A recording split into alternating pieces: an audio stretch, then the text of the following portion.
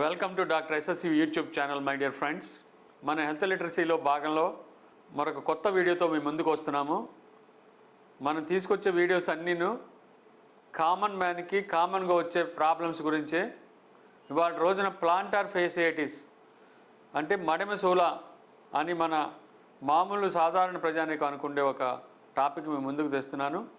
ఇది చిన్న ప్రాబ్లమే, కానీ పొద్దున్నే లేచి సపోజ్ ఒక సామాన్య గృహిణి పొద్దున్నే లేచి ఒక అడుగు కింద పెడదామంటే వాళ్ళకి నరకమే అన్నమాట.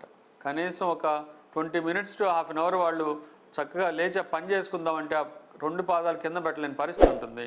అదే ప్లాంటార్ ఫేసియాటిస్ అంటే మన సోల్ పాదం అడుగు నుండే స్కిన్ చాలా థిక్గా ఉంటుంది కదా, అది మన హీల్ దగ్గర మడిమ దగ్గర ఉండే ఆ చర్మంకి ఆ వెనక క్యాల్కేనియం అనే బోన్ ఉంటుంది, దానికి మధ్య రాపిడి వల్ల చిన్న ఇన్ఫ్లమేషన్ వస్తుంది అక్కడ.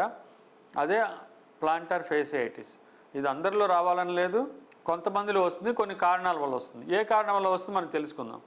ఒక్కోసారి అసలు కారణం కూడా ఉండకపోవచ్చు. దీనికి కామన్గా వచ్చే కారణాలు ఏంటంటే diabetes, obesity, unaccustomed exercise in the sense కొంతమంది సపోజ్ ఏదో ఒక కొండకి వెళ్ళామని నడుస్తారు, చాలా స్టెప్స్ ఎక్కుతారు, అదే ప్రెసిపిటేటివ్ ఫ్యాక్టర్ అవుతుంది ఆ ఫ్రిక్షన్ వల్ల.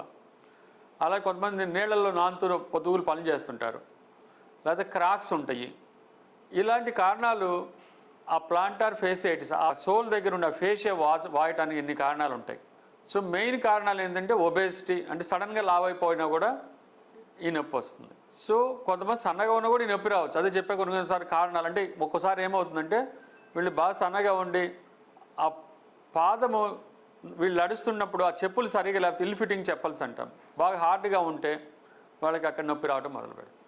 సో ఇవి కామన్గా వచ్చే కారణాలు. వీటితో పాటు హైపోథైరాయిడిజం, ఇక్కడ ఈ థిక్నెస్ పెరుగుతుంది, పెరిగినప్పుడు అక్కడ ఫ్రిక్షన్ ఎక్కువ అవుతుంది, దీనివల్ల కూడా వస్తుంది.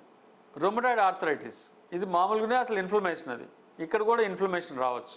స్ట్రెస్ఫుల్ లైఫ్, దీనివల్ల కూడా ఇక్కడ మనకి ప్రతిదానికి మనం స్ట్రెస్తో ముడిపెడుతున్నాము, దీనికి కూడా ప్లాంటార్ ఫేసియాటిస్ కూడా దీనివల్ల ఇలా రావచ్చు. సో ఇన్ని కారణాలు కామన్గా ప్రతి మనిషికి డైలీ డే టు డే లైఫ్లో వచ్చే కారణాలు ఈ ప్లాంటార్ ఫేసియాటిస్ని రెండు వైపులా వచ్చేలా చేస్తాయి. సో దీనికి కారణాలు తెలుసుకొని ఆ కారణాలు అంటే రిస్క్ ఫ్యాక్టర్స్ అంటాం వీటిని. సపోజ్ షుగర్ ఉంది, బాగా క్రిటికల్గా ఇవాల్యుయేట్ చేసుకొని కంట్రోల్ చేసుకోవాలి. ఒబేసిటీ ఉంది, గ్రాడ్యువల్గా వెయిట్ తగ్గాలి. అలాగే తీసుకునే ఫుడ్ కూడా మనకి చెప్పా కదా ఇందా నుంచి మీకు, ఫ్రీ రాడికల్స్ ప్రొడ్యూస్ అయ్యే ఫుడ్ ఎక్కువ తినకూడదు, యాంటీ ఆక్సిడెంట్స్ ప్రొడ్యూస్ అయ్యే ఫుడ్ తినాలి. అంటే ఫ్రెష్ గ్రీన్ లీఫ్ వెజిటబుల్స్ అంటే ఆకుకూరలు, కూరగాయలు, పాలు, పెరుగు, మజ్జిగ, నీళ్ళు ఇలాంటివి ఎక్కువ తీసుకోవాలి. దుంపలు, మసాలాలు, కలర్డ్ డ్రింక్స్ ఇలాంటివి తీసుకోకూడదు. అలాగే కాలు పొదుగులు కింద పెట్టుకొని కూర్చుంటే మనకి అక్కడ చేరుకున్న ఫ్రీ రాడికల్స్ వెనక్కి వెళ్ళవు.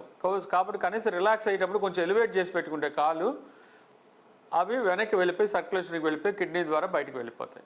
ఇవి కింద చిట్కాలాగా అనుకోండి. అంటే రిస్క్ ఫ్యాక్టర్స్ ఇప్పుడు చెప్పినవన్నీ రిస్క్ ఫ్యాక్టర్. వెయిట్ ఉంటే వెయిట్ తగ్గటము, స్ట్రెస్ ఉంటే స్ట్రెస్ తగ్గించుకోవటము, ఈ క్రాక్స్ అవి ఉంటే వాటిని చూసుకోవటము, ఒకేసారి అన్అకస్టమ్డ్ వర్క్ చేయకపోవటము, ఇల్ ఫిట్టింగ్ చెప్పల్స్ ఉంటే వాటి మెత్తగా ఇప్పుడు మనకి మైక్రో సెల్యులర్ రబ్బర్ చెప్పల్స్ అని వస్తాయి, ఎంసీఆర్ చెప్పల్స్ అని వస్తాయి, అవి కొనుక్కొని వాడుకోవటము, షుగర్ ఉంటే కంట్రోల్ ఉంచుకోవటము, రుమటాయిడ్ ఆర్థరైటిస్ ఉంటే ట్రీట్మెంట్ తీసుకోవటము, హైపోథైరాయిడిజం ఉంటే దాని మందులు తీసుకోవటము.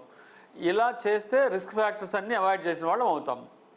సో దీంతో ఆ ప్రాబ్లం గ్రాడ్యువల్గా తగ్గిపోవచ్చు. మీరు ఎప్పుడైనా గుర్తుపెట్టుకోండి, ప్లాంటార్ ఫేసియాటిస్ అనేది ఒక టెంపరీ ప్రాబ్లమేను. ఇది కొన్ని రోజులుండి అదే దానంతా అది తగ్గిపోదు, సెల్ఫ్ లిమిటింగ్ కండిషన్ అంటాము. అయితే కొంతమంది 2 నెలలు తగ్గొచ్చు, కొంతమందికి 3 నెలలు తగ్గొచ్చు.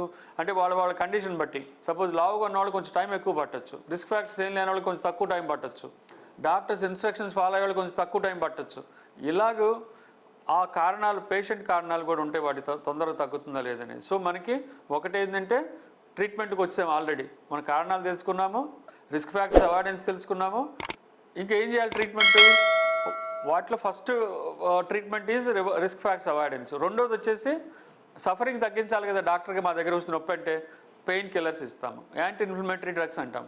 అంటే అక్కడ వాపు ఉంది కాబట్టి ఇన్ఫ్లమేషన్ దగ్గర వాపు తగ్గే మందులు ఇస్తాం, నొప్పి తగ్గే మందులు ఇస్తాం, అదొకటి. అలాగే ఇల్ ఫిట్టింగ్ చెప్పల్స్ తీసేసి వాళ్ళకి చూసి వాళ్ళ ఫుట్వేర్ ఏముందో చూసి వాళ్ళకి ఎంసీఆర్ చెప్పల్స్ సజెస్ట్ చేస్తాము. కాలు ఎలివేట్ చేసి పెట్టుకోమని చెప్తాము. క్రాక్స్ అవి ఉంటే వాటికి సంబంధించిన మందులు వాళ్ళకి రాసిస్తాము. ఇవి మెయిన్ చేసి ఇది సెకండ్ స్టేజ్.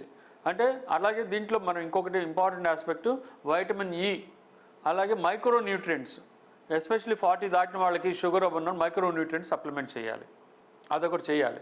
యాంటీ ఆక్సిడెంట్స్ ఎక్కువ తీసుకుంటే ఆ ఫ్రీ రాడికల్స్ అక్కడ ఉన్నవి పోయి అది అప్పుడు వాళ్ళు త్వరగా తగ్గిపోవడానికి వీలుంటుంది. ఇది second stage of treatment. Third, local steroid ఇవ్వటం. కొంతమందికి ఈ లాస్ట్ రిసార్ట్గా ఏం చేస్తామంటే లోకల్గా అక్కడ స్టెరాయిడ్ ఇస్తాం, ఎక్కడైతే correct exact point of the పెయిన్లో మనము స్టెరాయిడ్ ఇస్తాము. సో ఇది లాస్ట్ రిసార్ట్. ఈ 3 స్టేజ్లు. అట్లాగే ఫిజియోథెరపీ చేస్తాం, లోకల్ సూతింగ్ ఏజెంట్స్ అంటాం. ఒక ఆయింట్మెంట్ పూసుకొని కోల్డ్ కంప్రెషన్స్ అనో హాట్ కంప్రెషన్స్ అనో 2 కలిపి పెడితే కాంట్రాస్ట్ బాత్ అంటాం. సో ఇలాగ లేదంటే ఫిజియోథెరపీకి పంపిస్తే వాళ్ళ మొడాలిటీ ఆఫ్ ట్రీట్మెంట్స్ పెట్టి వాళ్ళు తగ్గిస్తారు. సో ఇలాంటి ఒక 4 టైప్స్ ఆఫ్ ట్రీట్మెంట్స్ ఉంటాయి. దీన్నే ప్లాంటర్ ఫేసిటిస్ లేకపోతే మడిమసోలా అంటాము. సో మై డియర్ వ్యూవర్స్, మీకు ఈ వీడియో బాగా నచ్చితే మీరు అందరికీ షేర్ చేయండి, లైక్ చేయండి, మన doctor SSV YouTube channel subscribe చేయండి. Thank you so much.